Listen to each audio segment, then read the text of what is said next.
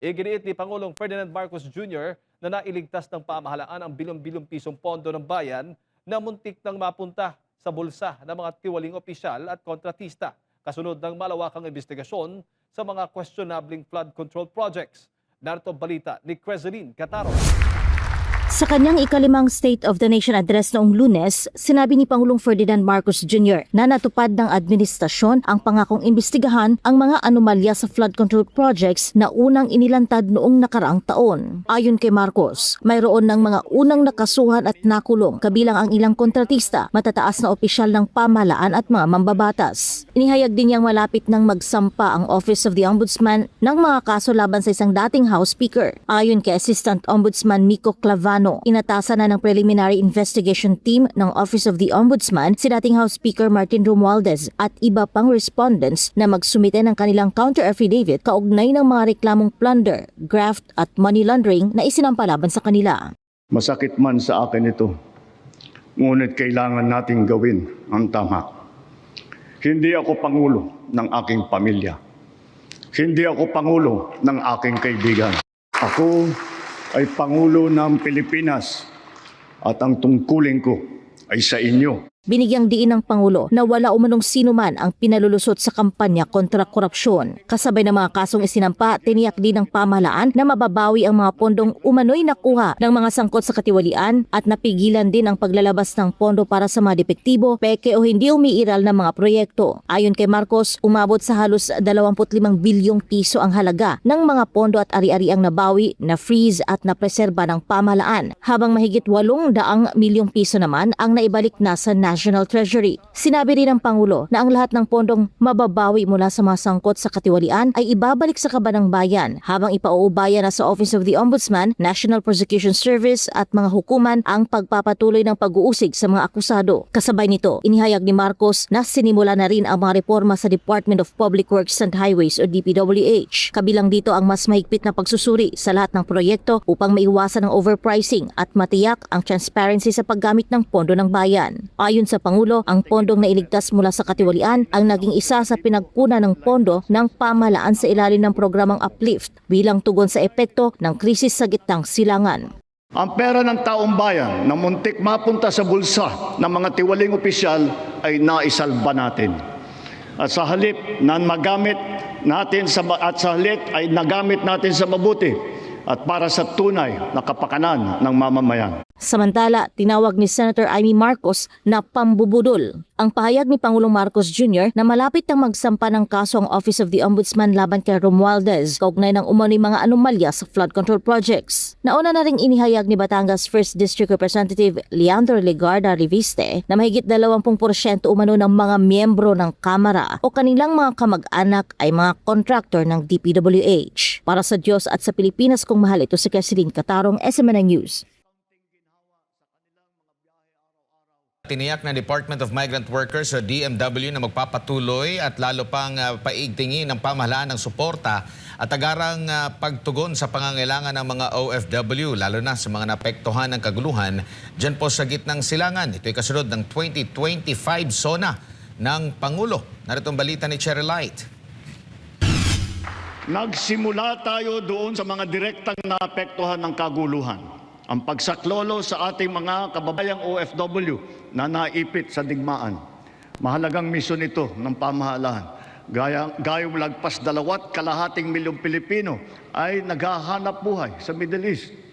Ayon sa Pangulo, mula na sumiklab ang kaguluhan sa Middle East, agad na kumilos ang pamahalaan upang tulungan ang mga OFW sa pamamagitan ng repatriation at iba pang agarang ayuda. Simula nung naputok ang gera, mahigit 12,000 kababayan natin ang ating naiuwi sa bansa na ligtas. Mahigit 140,000 OFW naman ang ating nabigyan ng sari-saring tulong sa gitna ng kaguluhan sa Middle East. Tulad ng pagkain, tulong pinansyal, pagpapagamot at masisilungan. Sinabi rin ng Pangulo na hindi nagtatapos sa repatriation ang tulong ng pamahalaan. Anya, tinutulungan din ang mga nagbabalik na OFW na muling makapagsimula sa pamamagitan ng iba't ibang reintegration at livelihood programs. Pag-uwi sa Pilipinas, sila ay ating tinulungan upang makapagsimula muli sa pagpahanap buhay sa pamamagitan ng Action Fund at OWA Kabuhayan Program. Ang iba naman ay nilapit natin sa peso o kaya'y sinama natin sa bayanihan para sa balikbayang manggagawa job fair. Samantalang ang iba ay tinulungan natin makapaghanap buhay muli sa ibang bansa. Kasunod ng ikalimang State of the Nation Address ng Pangulo, sinabi ni Department of Migrant Workers Secretariat Leo Kakdak na patuloy pang palalawakin ang mga programang nakalaan para sa mga OFW at kanilang mga pamilya. Ayon kay Kakdak, magpapatuloy ang DMW at OWA sa pagpapalakas ng Action Fund, Reintegration Assistance, Livelihood Support, legal assistance at iba pang serbisyong kailangan ng mga OFW, lalo na sa panahon ng krisis. Layunin nitong matiyak ang kanilang kaligtasan, kapakanan at maayos na pagbabalik at muling pagbangon. Para sa Diyos at sa Pilipinas kong mahal, Cherylai, SMNA News. Isinumite na ng tanggapan ni Senator Ping Lacson sa Office of the Ombudsman ang mga ebidensyang nakalat kaugnay ng umano'y ghost project sa Taguig City. May naging tugon naman dito si Senate Minority Leader Alan Peter Cayetano habang sinabi ni Senator Erwin Tulfo na may mga senador umanong humaharang sa nakatakdang pagdinig ng Blue Ribbon Committee sa susunod na linggo. Narito ang balita ni Sheena Torno. Nasa Office of the Ombudsman na ang mga ebidensyang nakalap ng tanggapan ni Senator Ping Lacson. Kaugnay ng umano'y ghost flood control project sa Taguig. Ang Taguig ay tinuturing na baluarte ni Senate Minority Leader Alan Peter Cayetano. Sa isang pahayag, sinabi ni Senator Lacson na sapat na umano ang mga nakalap na ebidensya para sa posibleng pagsasampa ng kasong plunder, malversation at graft. Ayon pa kay Senator Lacson, naiiba umano ang uri ng mga irregularidad sa mga proyekto sa Taguig kumpara sa mga naunang naidokumentong anomalya sa Bulacan. Dagdag pa niya, umabot umano sa 14.4 billion pesos ang halaga ng infrastructure project sa Taguig mula 2020 hanggang 2025. Sinabi pa ng senador na magpapatuloy ang kanyang tanggapan sa pangangalap at pagsusumite ng iba pang ebidensya sa Office of the Ombudsman.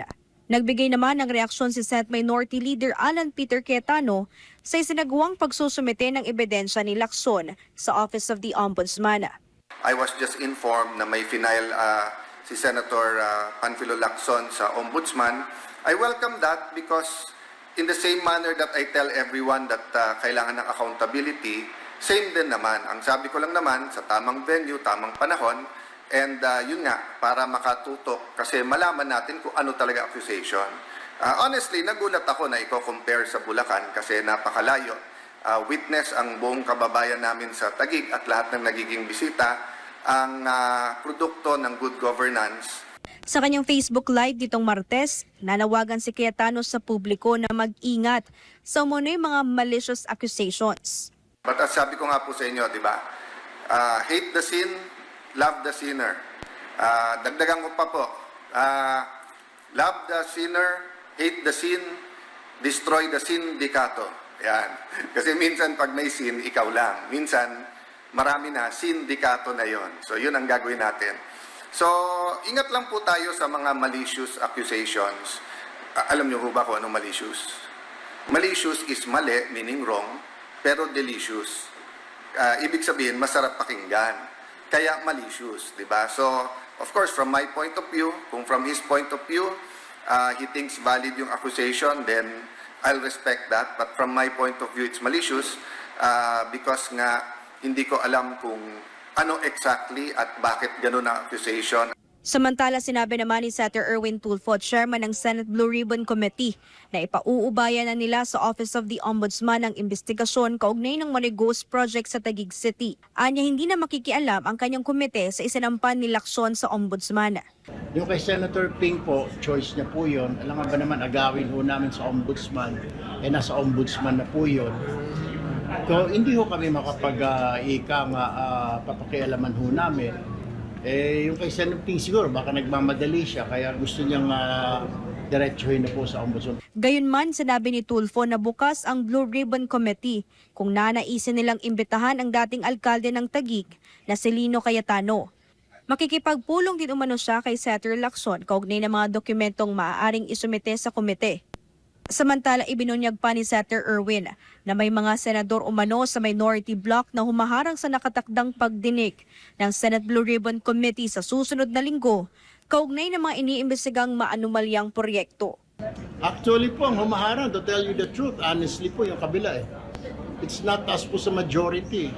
I will not name names po, pero the truth of the matter is, in real talk lang po, sila na po ngayon nakikiusap na wag na hutapin ituloy yung Blue Ribbon. And I was saying, kung ganon, dapat kayo magsabi niyan. I mean, kayo yung inudyok-udyok niyo itong leadership ni Senator Win, pati ako, sasabihin nyo, tinatago namin yung Para sa Diyos at sa Pilipinas kung mahal.